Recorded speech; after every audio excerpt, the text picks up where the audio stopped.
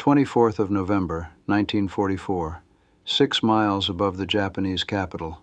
Japanese pilots drove their fighters upward through air so cold it could crack metal, throttles slammed forward, engines howling. They were chasing shadows, silver shapes cutting white lines across the winter sky. The Ki-84 Hayate represented Japan's finest engineering achievement in interceptor design, yet even this machine barely scraped past 30,000 feet, and when these pilots finally clawed their way to that altitude, they arrived with nothing left, no velocity for the chase, no energy for the dogfight, just enough thrust to hover there, helpless spectators to their own defeat. Meanwhile, inside those American aircraft, floating impossibly high above them, crewmen worked without oxygen masks strapped to their faces, no electrical heating wires running through their flight suits, no frozen fingers going numb, then black. They drank hot coffee and watched Japanese interceptors thrash uselessly in the thin atmosphere 5,000 feet below, fighting air too sparse to support combat maneuvers. Every other country approached bomber design the same way: pack in more machine guns, cram in heavier ordnance, squeeze out more horsepower. But one Boeing engineer studied a civilian luxury liner and posed a question that seemed absurd to everyone else in the room. The science already existed. The calculations checked out perfectly. Yet the notion of putting a pressurized passenger cabin inside a combat bomber, the Army brass declared it impossible. Beall's own engineering colleagues warned him it was a 3,000-pound death sentence for any crew that flew it. He constructed it regardless. And when Japanese military commanders finally grasped what they were confronting in their skies, a horrifying realization settled over them. America had engineered a bomber they could track with their eyes but could never reach with their weapons. February 1940, Boeing Seattle headquarters. Wellwood Beall entered the conference room carrying blueprints that would request something the Army hadn't asked for, something most would dismiss as lunacy. The Army Air Corps procurement officers sitting around that table expected proposals identical to every other bomber submission: increased horsepower figures, heavier defensive armament, expanded bomb capacity. Instead, Boeing's vice president of engineering was about to pitch an idea that challenged the fundamental assumptions of aerial warfare. Heavy bombers in 1940 reached their ceiling somewhere between 20,000 and 25,000 feet. That was the limit. Crews at those altitudes breathed through oxygen masks connected to bottles that routinely froze their regulators solid.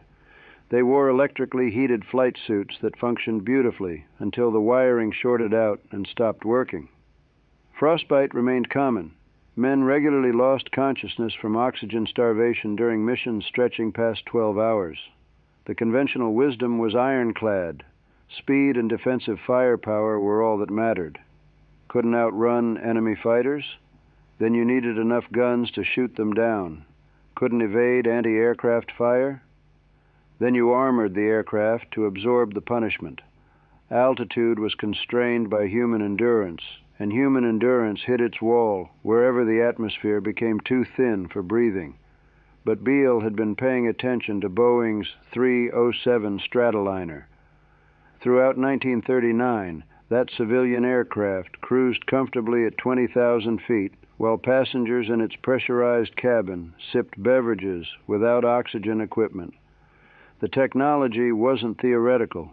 It already worked. Yes, it added weight, roughly 3,000 pounds for the reinforced fuselage structure and pressurization machinery. But Beall had posed a question to his chief engineer that would reshape everything. What happens if we weaponize this technology? Ed Wells approached the problem with the methodical precision that had earned him recognition as one of America's premier aircraft designers. He ran the numbers. A pressurized cabin added 3,000 pounds to the airframe, true, but operating at 30,000 feet or higher would position bombers completely beyond the effective range of most enemy interceptors and ground-based anti-aircraft artillery. The rarefied air at that elevation meant dramatically reduced drag. A bomber could achieve greater speeds on identical fuel consumption, and crews working in shirt-sleeve comfort at cabin pressure equivalent to 8,000 feet elevation would maintain sharper focus, execute better decisions, and complete longer missions than frozen men inhaling bottled oxygen through masks that fogged and iced over. The Army officers listened. Skepticism showed on several faces. Pressurization belonged in luxury airliners transporting business executives, not combat aircraft absorbing enemy fire over hostile territory. A single puncture to that pressurized fuselage and the entire concept collapsed. The weight penalty meant sacrificing either bomb load or fuel capacity. The complexity introduced more maintenance requirements, more potential failures, more ways the system could kill its own crew. Beall let Wells walk them through the mathematics. At 31,850 feet, traveling at 350 miles per hour, a bomber would operate in an environment where contemporary enemy fighters simply couldn't pursue. Japan's top interceptors maxed out around 25,000 feet under combat conditions. Even if they somehow managed to scratch their way to 30,000 feet, they'd arrive completely spent. No energy remaining for maneuvering, no speed available for pursuit. The bomber wouldn't need to defeat enemy interceptors in combat. It would fly in airspace they physically couldn't access. The enemy could observe the contrails stretching across their sky. They could watch the formations pass directly overhead. They simply couldn't engage them. The brutal mathematics of aerial combat suddenly inverted. Rather than constructing a flying fortress designed to win by absorbing massive damage, Boeing proposed building one that succeeded by never getting hit at all. Altitude became armor. Thin air transformed into a defensive weapon. The pressurized cabin wasn't a comfort feature. It was the key that unlocked an entirely new altitude band where American bombers would operate in complete isolation. The Army placed their order. Development began. By September 21st, 1942, Eddie Allen, the test pilot whose judgment commanded such respect that insurance companies offered reduced premiums if he conducted first flights, lifted the silver B-29 off Boeing Field's runway, wingspan 141 feet. 4 massive Wright R-3350 engines, each generating 2,200 horsepower. Revolutionary remote-controlled gun turrets allowing a single gunner to operate multiple positions simultaneously. And that pressurized fuselage Beall had staked Boeing's entire future on. The maiden flight revealed the bomber's staggering potential. It also exposed the fatal flaw that would claim 32 lives within 5 months. The Wright R-3350 duplex Cyclone engines contained high magnesium content in their crankcase construction. When these engines ignited, and they ignited frequently, the magnesium burned at 5,600 degrees Fahrenheit, hot enough to melt through aluminum wing spars in seconds, hot enough that no fire suppression system then available could extinguish it. The rear cylinders cooked themselves because the cowling clearances were inadequate. Valves disintegrated because fuel distribution across the cylinders was uneven. Oil seeped out, fuel leaked, and when ignition occurred, those magnesium components transformed into incendiary devices that consumed the aircraft from within. December 30th, 1942. Eddie Allen brought the second B-29 back from a test flight with engine number 4 streaming ribbons of flame at 5,000 feet. He managed the landing with smoke filling the cockpit, the wing spar already compromised, minutes away from catastrophic structural failure.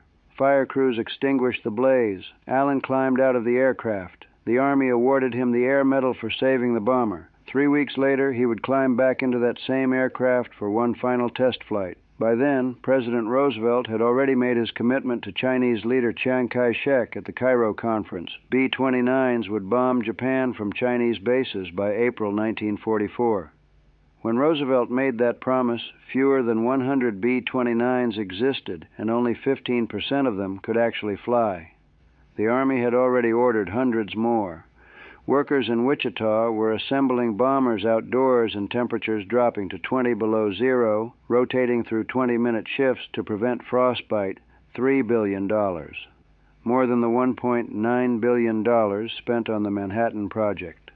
The most expensive weapons program in American history now depended entirely on engines that were actively killing the airplanes they were designed to power.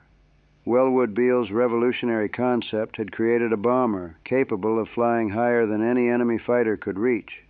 But first, it had to survive its own propulsion system long enough to prove the concept actually worked in combat. February 18, 1943, 12:17 p.m., Boeing Field XB-29, serial number 41-003, climbed through 5,000 feet with Eddie Allen at the controls. The test flight was routine, checking fixes implemented after the December fire. Allen had flown burning aircraft before. He'd landed bombers that by all logic should have killed everyone aboard. His composure under pressure was legendary. Insurance companies trusted his judgment more than their own statistical models. The number 1 engine ignited at 5,200 feet. Allen shut it down immediately, activated the carbon dioxide fire suppression system, turned the bomber back toward Boeing Field, standard emergency procedure. He'd executed this exact sequence before. The fire should have died. It didn't. A second fire erupted. Radio operator Harry Ralston's voice cut through the cockpit intercom, stripped of the professional calm that aircrew maintained even during crisis. Allen, better get this thing down in a hurry. The wing spar is burning badly. The XB-29 was no longer an aircraft with an engine fire. It was a structure being devoured from inside by magnesium burning at temperatures capable of melting steel. The fire consumed hose clamps, valve housings, mounting brackets, components that secured the engine to the wing. Parts began separating. The bomber shed debris over Seattle neighborhoods as Allen fought to keep it airborne long enough to reach the runway. 3 crewmen jumped at 250 feet, too low. Parachutes required at least 500 feet to deploy properly. The silk canopies were still opening when the men hit the ground. None survived. Allen kept flying. The runway was visible. Boeing Field was right there. The XB-29 clawed through air thick enough to sustain flight. The magnesium fire was now eating through the main wing spar, the single structural element that kept the wing attached to the fuselage. At this point, saving the aircraft was impossible. The only question was where it would impact. It came down short of the runway. The Fry packing plant, a meat processing facility, sat directly in the impact zone. The bomber crashed through the building's roof at 12:28 p.m. Eddie Allen died instantly. 8 other crewmen died in the impact. 19 workers in the packing plant, processing meat for wartime rations, were killed when 5,600-degree fire swept through the building. A firefighter died fighting the magnesium blaze that consumed what remained. Total dead, 32. The backlash was instantaneous.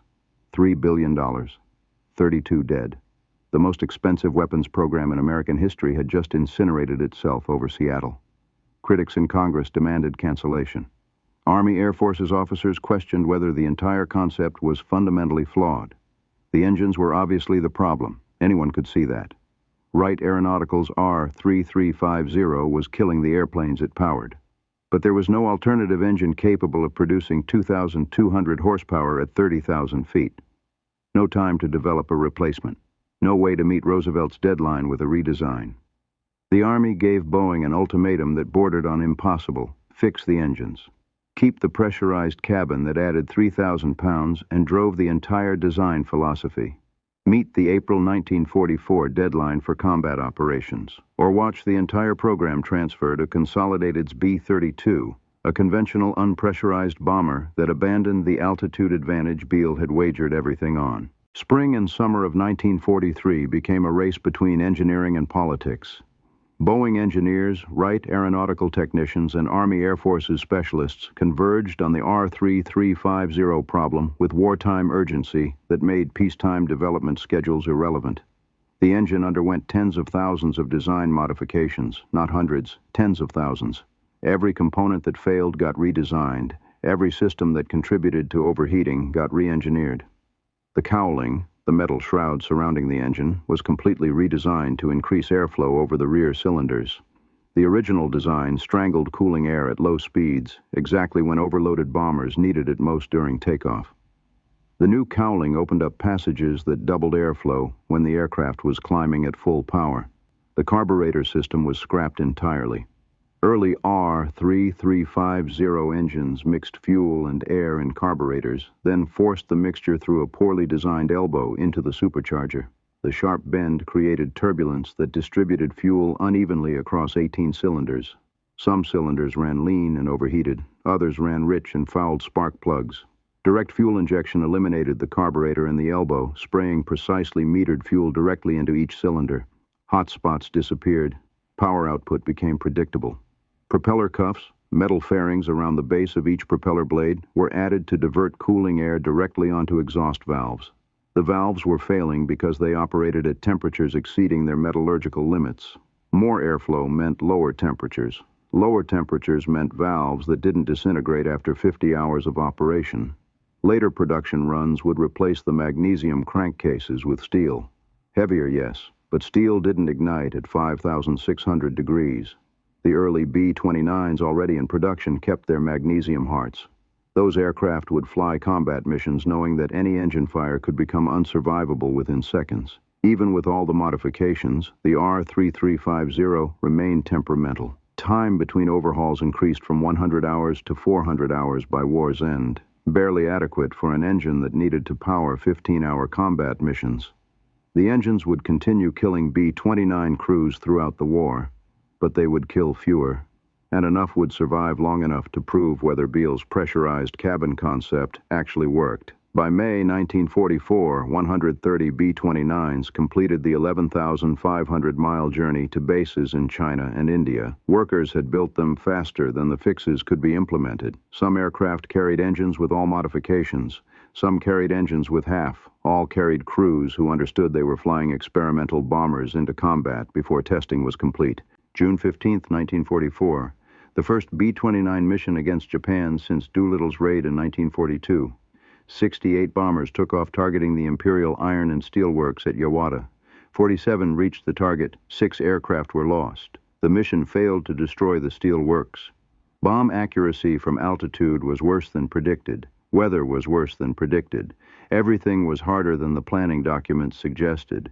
The critics sharpened their arguments. $3 billion. Inadequate results. Crews still dying. But the missions continued, because buried in the after-action reports was a data point that changed everything. Summer and fall of 1944 revealed a pattern that vindicated Wellwood Beall's vision and exposed the R-3350's continuing treachery. B-29s kept dying on the ground. Overloaded with fuel and bombs on tropical airfields where temperatures climbed above 100 degrees, the right engines overheated within minutes of throttle up.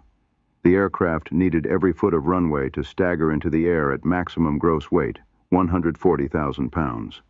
When an engine caught fire during that critical climb, pilots had seconds to decide: abort and probably survive, losing the mission, or continue and possibly die, completing the takeoff.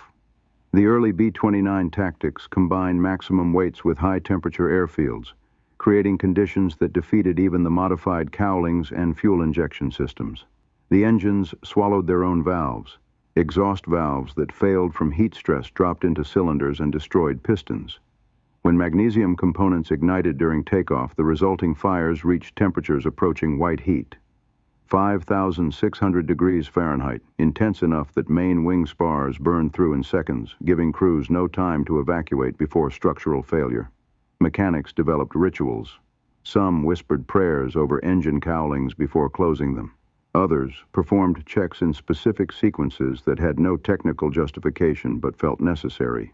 Crews watched other bombers burn on takeoff and knew their turn was coming. The engines killed randomly. No pattern predicted which aircraft would make it and which would become funeral pyres at the end of the runway. Some mechanics simply ran when engines started, unable to watch another crew die. But the bombers that survived takeoff and reached operational altitude became something the Japanese had never encountered: untouchable. At 31,850 feet traveling at 350 miles per hour, the B-29 operated in airspace that Japanese fighters could barely reach and could not fight in. The mathematics Beall and Wells had calculated in 1940 were proving accurate in combat. Japan did not have an interceptor capable of attacking B-29s above 30,000 feet with any effectiveness. The few fighters that could climb that high arrived with no energy reserves for combat maneuvering. November 24, 1944, 111 B-29s attacked Tokyo in the first major raid on the Japanese capital since Doolittle. Operating at altitudes ranging from 27,000 to 31,000 feet, the formations recorded 184 fighter attacks. Japanese pilots threw everything available into the defense: Ki-84, Hayates, Ki-44 Shokis, even older Zero fighters pushed beyond their operational ceilings. One damaged fighter executed a ramming attack over the target, destroying a B-29 in the only combat loss of the mission.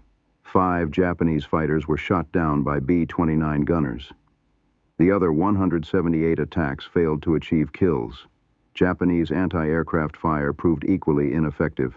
Guns designed to engage bombers at 20,000 feet couldn't reach 30,000 with enough velocity to damage hardened targets. Shells that did reach altitude had flight times so long that bomber formations simply maneuvered around predicted impact points. The pressurized cabins meant crews could watch searchlights and flak bursts through clear canopies, tracking threats while maintaining formation discipline impossible in unpressurized aircraft where oxygen deprivation degraded judgment. The defensive armament worked exactly as Boeing designed it. Remote-controlled turrets with computerized fire control meant a single gunner could engage multiple targets simultaneously. The central fire control operator could direct all guns toward threats that individual gunners couldn't see. But the real defense was altitude. Japanese fighters that managed to climb high enough to attempt attacks found themselves in air too thin for their engines to produce combat power. They couldn't accelerate, couldn't climb, couldn't turn aggressively without stalling. The few that positioned themselves correctly in front of bomber formations, the only effective attack angle, could make one pass before running out of airspeed and falling away. Few Japanese fighter models flew fast enough above 20,000 feet to overtake the bombers in a chase. Positioning fighters at the correct altitude in front of formations became the critical tactical problem. But even perfect positioning didn't guarantee success. The Ki-84 Hayate, Japan's finest interceptor, could barely touch 30,000 feet in combat configuration. When it got there, the pilot was managing an aircraft at the edge of its performance envelope with no margin for error. One aggressive maneuver could stall the fighter and send it spinning down through 15,000 feet before the pilot recovered control, if he recovered at all. Mission after mission confirmed the pattern. B-29s operating at designed altitude owned the sky. Crews flew more than 32,000 sorties over Japan and scored 914 aerial victories against Japanese fighters. The defensive systems worked. The tactics worked. The operational concept Beall had proposed in 1940, build a bomber that flies where the enemy cannot reach, was proving correct in the most demanding laboratory imaginable. Combat against a determined enemy fighting for survival. By late 1944, Japanese pilots knew what they faced. American bombers flying in formations at altitudes their fighters couldn't effectively operate in, protected by defensive firepower they couldn't safely approach, delivering bombs they couldn't prevent. The pressurized cabins meant B-29 crews stayed sharp through 12 to 15-hour missions.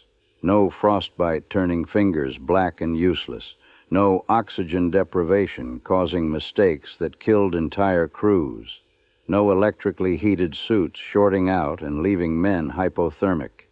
Just comfortable crews in a shirt-sleeve environment making precise decisions and executing complex procedures while Japanese fighters struggled 5,000 feet below, visible through the bombardier's clear nose, unable to climb higher. The R-3350 engines still killed randomly. Bombers still burned on takeoff. Mechanics still whispered prayers. But the concept worked. Wellwood Beall's impossible idea, the pressurized cabin that every conventional thinker said was too heavy, too complex, too fragile for combat, had created a bomber that dominated Japanese airspace through altitude advantage alone.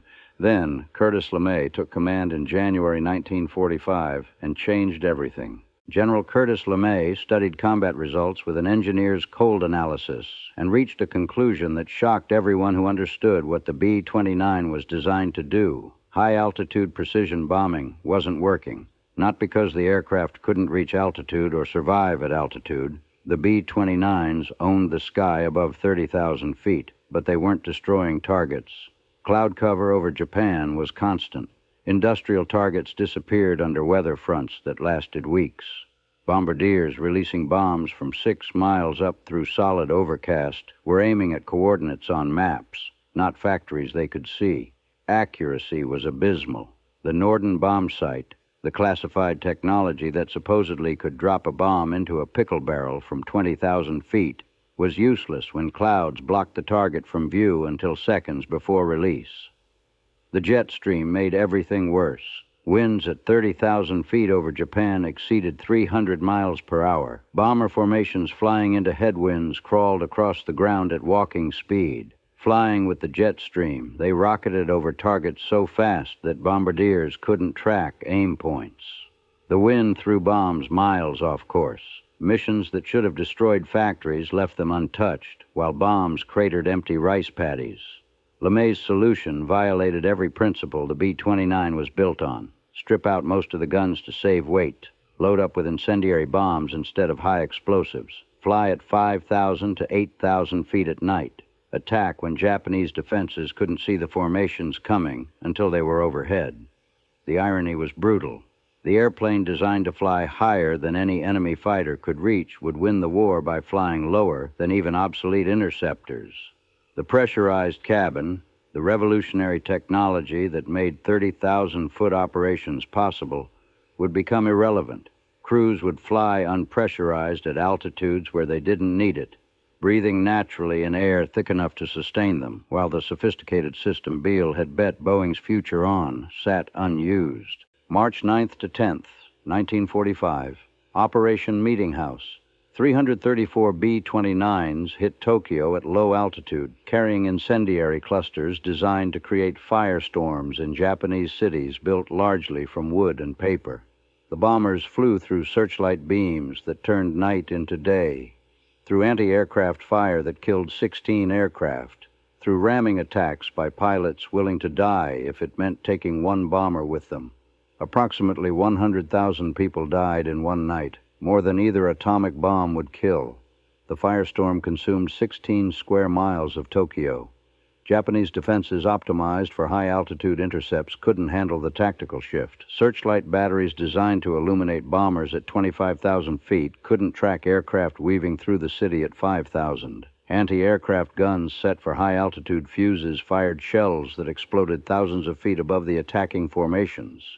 Fighters scrambled without altitude advantage, found themselves in turning fights with bombers that could see them coming and maneuver aggressively at low altitude, where the B-29's performance envelope was broad and forgiving. The low-altitude missions proved something unexpected. The engines, the R-3350 power plants that killed crews during high-altitude takeoffs, finally had enough cooling air. At 5,000 feet, the atmosphere was dense. Airflow over cowlings was massive. The rear cylinders that overheated at altitude stayed cool. The valves that failed from heat stress survived. The magnesium components that ignited at thin air operating temperatures remained below combustion points. The engines that were villains at 30,000 feet became reliable at 5,000. But the missions also validated Beall's original concept in ways LeMay's tactical revolution couldn't erase. When B-29s needed to fly high, when the mission demanded altitude instead of surprise, Japanese fighters still couldn't stop them. The pressurized cabin worked exactly as designed. It created an aircraft capable of operating in airspace the enemy couldn't contest. LeMay chose not to use that capability for most missions because low-altitude incendiary attacks destroyed cities more efficiently than high-altitude precision bombing, but the capability existed. The concept was sound. The final proof came with two missions that vindicated everything Wellwood Beall had envisioned. August 6th and 9th, 1945. Enola Gay and Boxcar carried atomic bombs to Hiroshima and Nagasaki, flying at 30,000 feet. No Japanese fighter got close. The interceptors that scrambled couldn't reach operational altitude before the B-29s were already over the targets. The anti-aircraft guns that fired couldn't touch aircraft at 31,000 feet. The bombers cruised to their release points at altitudes where they were visible but untouchable, dropped weapons that ended the war, and flew home without serious opposition. The accounting revealed both triumph and tragedy. Total B-29s built 3,970. Total cost $3 billion, $52 billion in 2024 currency. Combat losses in the Pacific, 414 from all causes. B-29s lost to engine fires on the ground and in the air, hundreds. B-29s shot down by Japanese fighters at operational altitude, negligible. The R3350 time between overhauls increased from 100 to 400 hours by war's end, barely adequate for an engine that needed to power aircraft on missions lasting half a day. After the war, civilian versions with improved turbo-compound systems powered Lockheed Constellations and Douglas DC-7s reliably for decades. The engine eventually became trustworthy. Engineers had time to solve the problems wartime urgency had created. But in combat, the R3350 remained a killer even after tens of thousands of modifications. Yet the B-29 succeeded anyway. The pressurized cabin created an aircraft that Japanese fighters couldn't reach when American commanders chose to use that capability. The atomic bomb missions validated the concept absolutely. So did every high-altitude raid, where B-29s cruised above Japanese interceptors like they weren't even there. LeMay's low-altitude incendiary campaign won the war faster, but it won using an aircraft whose revolutionary design gave commanders options Japanese defenses couldn't counter. Wellwood Beall had been right. Build a bomber that flies where the enemy cannot follow, and you don't need to outfight them. The engines were wrong. They tried to kill their own crews, from the first test flight to the last combat mission. But America won because one engineer believed altitude was armor, and thin air was a weapon, and 3,000 pounds of pressurization equipment was worth more than 3,000 pounds of bombs. He built an airplane that could fight a war 7 miles high. And when Japanese fighters climbed as high as their engines could take them, they looked up and watched silver fortresses own the sky they couldn't reach. The paradox of the B-29's success lived in the space between what it was designed to do and what it actually did to win the war. Curtis LeMay's low-altitude incendiary campaign destroyed Japanese cities faster and more completely than high-altitude precision bombing ever could. The pressurized cabin, the technology that drove the entire $3 billion program, sat mostly unused during the missions that burned 67 Japanese cities and killed hundreds of thousands. Yet calling the pressurized cabin concept a failure required ignoring what happened when commanders chose to use it. The strategic paradox ran deeper than tactics. LeMay stripped guns from B-29s to carry more incendiaries, but kept the pressurized fuselage intact. The weight penalty Beall had accepted, 3,000 pounds of reinforced structure and pressurization equipment, remained in every aircraft, even when flying at altitudes where crews didn't need it. That weight could have been bombs, could have been fuel, but removing the pressurization system would have required redesigning the entire fuselage, and there was no time for that. So the capability flew along on every mission, unused but present, waiting for the moments when altitude advantage mattered more than payload. Those moments came more often than the popular narrative suggested. Mining operations in Japanese harbors and shipping lanes required precision placement of weapons in specific waterways. Those missions flew at medium altitude where bombardiers could see targets clearly, but where Japanese fighters still struggled to reach combat-loaded B-29s. Daylight raids on specific industrial targets, when weather permitted visual bombing, used altitude to reduce losses while maintaining accuracy. The aircraft operated across its entire performance envelope, from 5,000 feet in firestorm raids to 31,000 feet when mission requirements demanded altitude advantage. The atomic missions crystallized everything. Enola Gay and Boxcar needed altitude for two reasons that had nothing to do with enemy defenses. First, the blast radius of atomic weapons meant delivery aircraft had to be miles away when detonation occurred. Dropping from 30,000 feet gave crews time to execute aggressive escape maneuvers and reach safe distance. Second, the mission was too important to risk. Flying at maximum altitude meant Japanese fighters that did intercept would arrive too exhausted to fight effectively. The pressurized cabin made that possible. Crews flew to their targets in shirt-sleeve comfort, maintaining peak cognitive function for a mission where any mistake was unacceptable. The human cost of proving Beall's concept was calculated in numbers that revealed both vindication and tragedy. Eddie Allen died with 8 crewmen testing an aircraft that wasn't ready to fly. 32 total dead in that Seattle crash, hundreds more killed in engine fires during training and combat operations. Every B-29 lost to mechanical failure represented crews who died not from enemy action, but from technology that promised safety at altitude and delivered death on the ground. Yet those same crews, when they survived takeoff and reached operational altitude, experienced a kind of warfare their counterparts in other bombers never knew. B-17 and B-24 crews over Europe flew unpressurized missions through flak that killed indiscriminately and fighter attacks that turned formations into debris fields. They wore oxygen masks that froze their faces, electrically heated suits that failed, and left men with frostbite requiring amputation. They made decisions while hypoxic, reactions slowed by oxygen deprivation they couldn't detect until too late. B-29 crews operating at designed altitude worked in pressurized comfort equivalent to 8,000 feet elevation. They drank coffee. They moved through the aircraft without cumbersome oxygen equipment. They stayed sharp through 15-hour missions because their bodies weren't fighting altitude.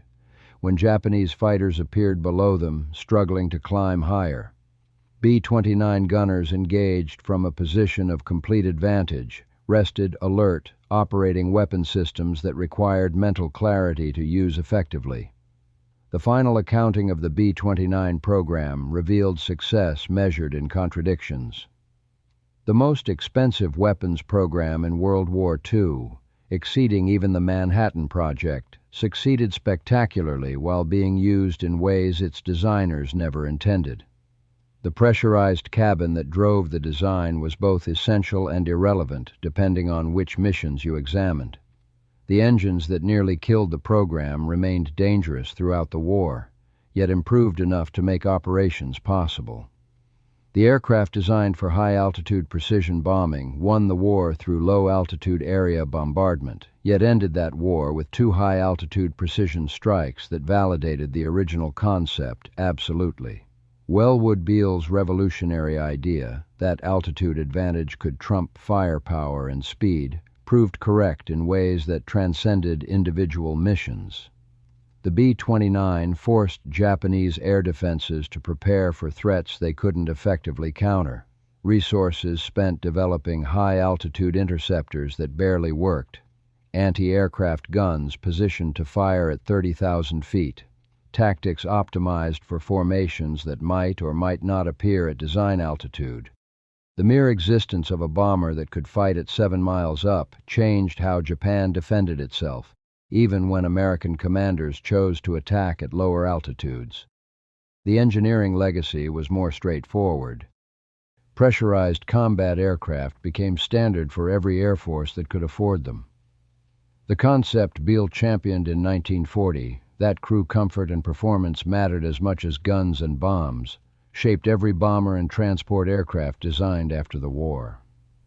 The B-29's pressurized fuselage wasn't a luxury feature or a failed experiment. It was the template for modern aviation. The R-3350 engines told a different story.